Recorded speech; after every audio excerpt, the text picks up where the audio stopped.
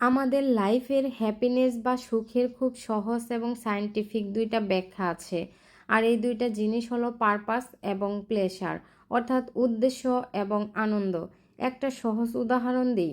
ধরুন আপনার অনেক বন্ধু আছে, সেই বন্ধুদের সাথে আপনি অনেক আনন্দ করেন, কিন্তু আপনার চাকরি নেই অথবা আপনার লাইফে কোনো পারপাস নেই। আপনি কি করছেন, কেন করছেন, কোথায় যাবেন, সেই ক্ষেত্রে কিন্তু আপনার কোনো আনন্দ থাকলেও আপনার লাইফে যেহেতু কোনো পারপাস নেই, সেহেতু আপনি সুখী হতে পারবেন না।